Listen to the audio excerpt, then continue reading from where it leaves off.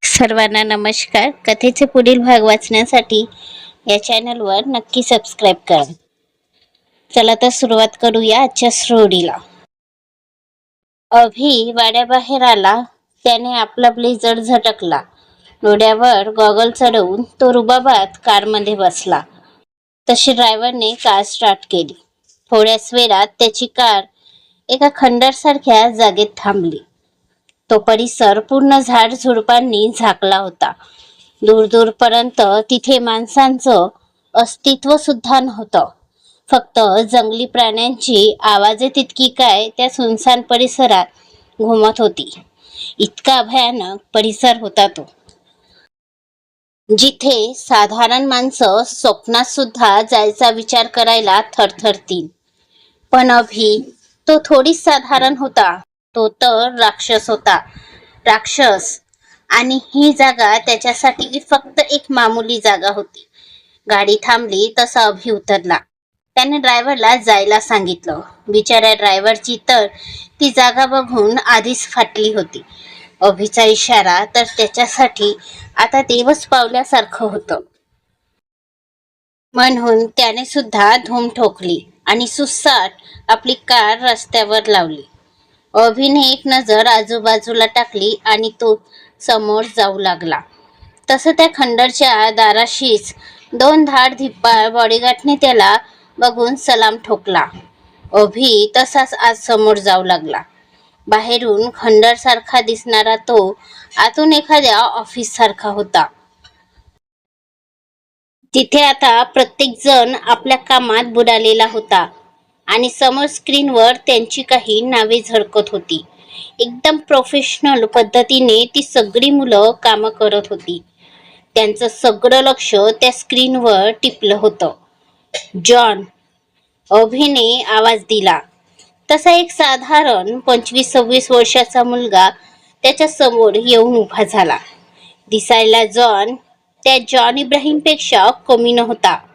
अगदी तशीच body maintain ठेवली होती त्याने. अभि जर राक्षस होता तर जॉन या राक्षसाचा उजवा हात होता. त्याच्या आवाजाने सगळे शांत झाले आणि त्याचा कमांडची वाट बघू लागले. John, update. अभि बोलला. तसं जॉनने मान खाली वर केली. बॉस, आम्ही जवळजवळ सगळेच संशयी वाटणारे नंबर इन्व्हेस्टिगेट केलेत आणि हा एक नंबरवर आम्हाला डाऊट आला आहे. मॅडमचे फोटो याच नंबरवरून सर्क्युलेट झाले असतील असा आमचा संशय आहे. या नंबरची एकूण एक अपडेट मला हवी आहे. तो फोन नंबर ज्या कुणाचाही असेल तो माणूस मला माझ्या समोर हवा आहे. मग त्यासाठी तुला अख्खी मुंबई शोधावी लागली तरी आय डोंट केअर. त्याला पाताळातून शोध, नाही तर आकाशातून शोध. जे हवं ते कर. बाकी सगळं मी बघून घेईन. अभि म्हणाला. तसे एसबॉस बोलून जॉनने होकार दिला. आणखी एक, जे काम सांगितलं ते झालं ना? प्रिन्सेसचे सगळे फोटो सोशल मीडियावरून डिलीट झाले ना? अभिने विचारलं.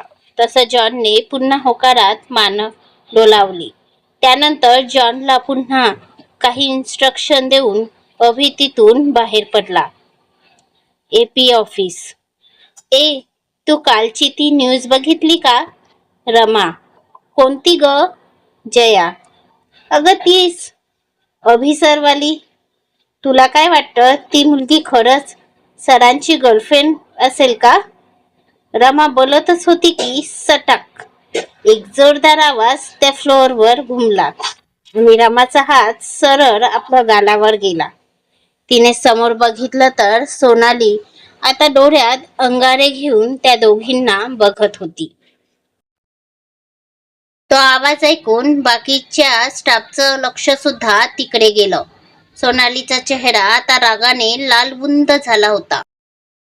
तिचं ते थरथरणारं अंग बघूनच कुणीही सांगू शकत होतं की आता तिला किती राग आला असेल. रमा आणि जया तर तिला बघूनच गपगार झाल्या. Don't say again. पुन्हा ही फालतूची बकवास करायची नाही. सोनाली त्या मुलीसमोर आपलं बोट नाचवत दात खाऊन बोलली, आणि आणि तुम्हाला दुसरं काही काम नाही आहेत का, जी असली फालतूची बकवास करत आहात? सोनाली पुन्हा चिडून त्यांच्या अंगावर धावून जात बोलली.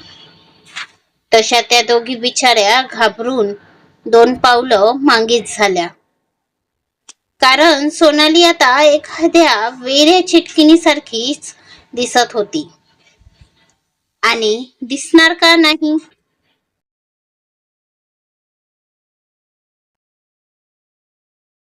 कारण कुणीतरी तिच्या दुखऱ्या नशीवर पाय ठेवून तिला डिवचलं होतं. मग ती चेटकींसारखीच वागणार ना. सोनाली त्या दोघींना रागाने बघत तशीच तणतणत आपल्या केबिन मध्ये निघून गेली. सुटलो बाबा. असेच काही भाव घेऊन रमा आणि जयाने एकमेकींना बघितलं. अगं पण आपण तर सरांविषयी आणि त्या मुलीविषयी, मग हिला इतकं भडकायला काय झालं ग? जया सोनालीला बघत थोडी चिडतच रमाला बोलली, सोड ना, तुला काय त्याचं, चल कामाला लागू. तसेही आता सर येतीलच, रमा म्हणाली आणि तो विषय तिथे संपविला. इकडे वाड्यात वेदांतिका आता खोलीत बसून बसून कंटाळली होती. कारण सकाळपासून साधना यांनी तिला बेडच्या खाली पाय ठेवू दिला नव्हता. मग खोलीच्या बाहेर जाणं तर सोडाच. त्यात आरवही आता घरात नव्हता. तो त्याच्या मित्राचा फोन आलेला म्हणून नुकताच वाड्याबाहेर गेला होता. आणि तिचा सडू राक्षसाने तर तिला एका सेकंदासाठी सुद्धा सोडलं नव्हतं. जरी तो तिथे नव्हता पण सारखं सारखं फोन करून तिच्या सेकंदाची माहिती घेत होता.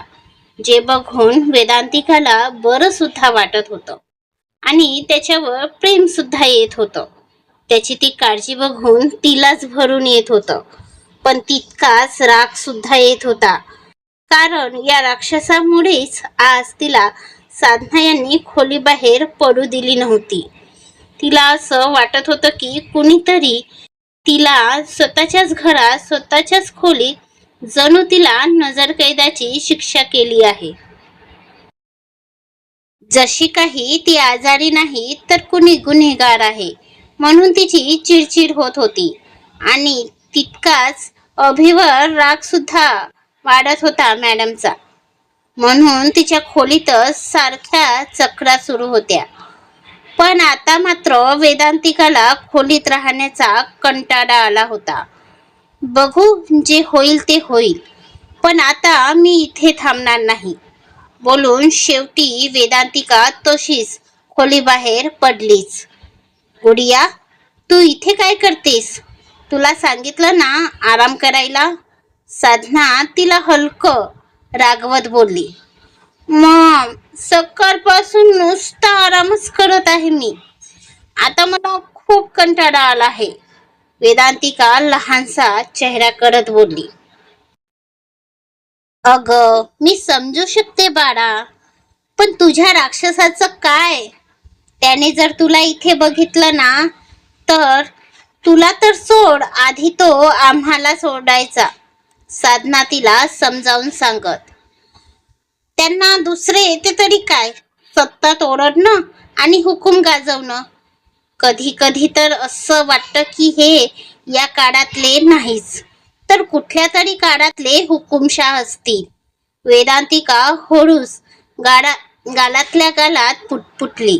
साधना तर तिलाच बघत होती. मॉम नाही ओरडणार ते, आणि तसंही आता त्यांना यायला वेळ आहे, तोपर्यंत मी करते ना. वेदांतिका गयाबया करत बोलली आणि सरळ किचनच्या आत निघून गेली.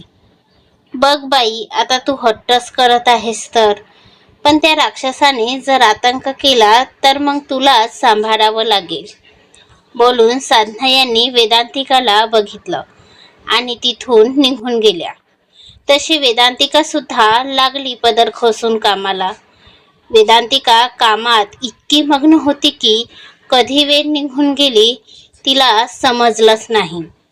पण काही गोष्ट नाही, ती जरी विसरली असली तरी तिला भानावर आणण्याचं काम तिच्या सडू राक्षसाने बरोबर केलं. नुकताच अभिने घरात पाय टाकला होता तसं त्याचं लक्ष हॉलमधून काही अंतरावर असणाऱ्या किचनमध्ये गेलं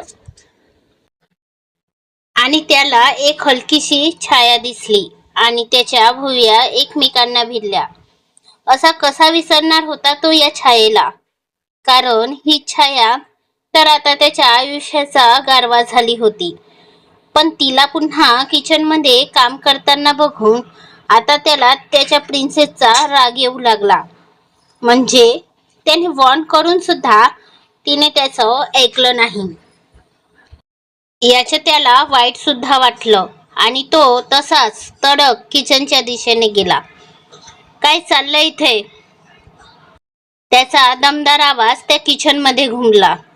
तसा आता तिथलं तापमान अगदी गार पडलं, कारण त्याचा आवाज सुद्धा अगदीच गार होता. पण जितका तो बाहेरून गार होता तितकाच आतून पेटला सुद्धा होता. त्याचा तो शांत आवाज जसा वेदांतिकाच्या कानात गेला तिचं तर शरीरच गोठून आलं. हातातला चम्मच तसाच निसटून खाली पडला. ती तशीच थरथरू लागली. मी विचारलंय काय चाललं इथे? आणि प्रिन्सेस तू इथे कशी? अभि वेदांतिकावर नजर बारीक करत म्हणाला. पण त्याचं असं सगळ्यांसमोर तिला प्रिन्सेस बोलण्याने वेदांतिकाला आता खूप ओशाडून आलं. सोबतच तिला लाज सुद्धा वाटू लागली. क्षणात तिचे गाल लाल होऊ लागले आणि तिने लाजतच आपली मान खाली घातली. तसा तिला रागवायला आलेला तो पुन्हा तिच्या या लाजारू रूपात हरवला. तर ती मात्र त्याची ती प्रेमळ नजर बघून तिथेच पाणी पाणी होऊ लागली आणि तिने आपला ड्रेस दोन्ही बाजूंनी हातात घट्ट धरला. कारण तो आता काय करणार हे तिला कळून चुकले होते आणि म्हणून ती थोडी लाजेने तर थोडी भीतीने त्याला बघत होती आणि डोळ्यांनीच त्याला नाही म्हणून विनंती करत होती. पण आता जिथे तिने त्याचं ऐकलं नाही तिथे त्याचा ऐकण्याचा प्रश्न येतोच कुठे ना. या बाबतीत तर तो निर्लज्जच होता, म्हणून तर नावाचा राक्षस होता ना. आणि आताही त्याने आपल्या नावाला सार्थकी केलं आणि निर्लज्जपणाचा कळस गाठत तिचं काहीही न ऐकता सरळ सगळ्यांसमोर तिला उचलून घेतली. तर वेदांतिकाने शर्मेने आपला चेहरा त्याच्या छातीत लपवून घेतला आणि तिचे हात अभिच्या गळ्यात गुंफले. आता काय करणार होती ती बिचारी? तिचा नवरा होताच तसा महाहट्टी आणि तितकाच आगाऊ सुद्धा, म्हणून तर तिला रागात सुद्धा त्याच्यावर प्रेम यायचं. अभि तसाच घेऊन वेदांतिकाला किचन बाहेर पडला. अरे थोडं जरी लाज बाळगा. घरात लहान मुलं सुद्धा असतात, त्यांच्यावर काय परिणाम होत असेल याचा तरी विचार करत जा. वसंतराव त्या दोघांना असं बघून बोलले. ते नुकतेच आता आपल्या खोलीतून बाहेर आले होते. तर समोर हा लव्ह सीन बघून त्यांचं थोडं बरं शांत राहणार होतं. तसं अभिने त्यांना घुरून पाहिलं. आता काय लहान बाळाचा जीव घेशील का असं बघून वसंतराव आपल्या हृदयावर हात चोळत बोलले. तसं आता अभिला आपल्या या बाळाचं जरा हसूच आलं आणि त्याचे ओठ किंचित रुंदावले, जे वसंतराव यांना सुद्धा दिसणे अशक्यच होतं. त्यांच्यावर एक तिरकस नजर टाकून अभि तसाच वेदांतिकाला घेऊन आपल्या खोलीकडे जाऊ लागला. निर्लज्ज कुठला बोलून वसंतराव हलकेच हसले आणि सोफ्यावर जाऊन बसले.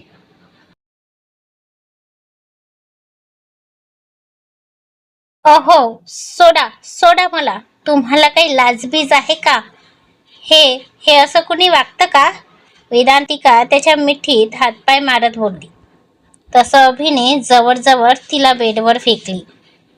आ औच, लागलं ना मला. वेदांतिका आपल्या कमरेला चोरत बोलली, प्रिन्सेस जास्त नखरे नको.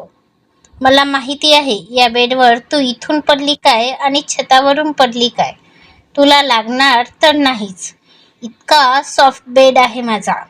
अभि बोलला तशी वेदांतिका त्याला घुरून बघू लागली. आता ते सगळं सोडायचं. मी तुला सांगितलं होतं सकाळी की जर तू बेडवरून पाय खाली ठेवला तर मग तू आहेस आणि मी. आठवतंय ना. अभि बोलत हळूहळू आपली टाय लूज करू लागला. कोट तर त्याने आधीच काढून फेकला होता. तर त्याच्या बोलण्याचा रोख आणि इशारा समजून वेदांतिका आता हळूहळू मागे सरकू लागली. तसं अभिने तिला पायाला धरून उठली आणि बेडवर धरून दाबली. आता शिक्षेसाठी रेडी व्हायचं बोलून अभिने तिला पुढची संधीही न देता सरळ तिच्या ओठांना ताब्यात घेतलं. काही वेळातच त्या खोलीत त्यांच्या प्रेमाची रागिणी फिरू लागली. पुढचा भाग लवकरच. आजचा भाग आवडला तर लाईक शेअर करून चॅनलवर सबस्क्राईब नक्की करा आणि आपले कमेंट आवर्जून द्या.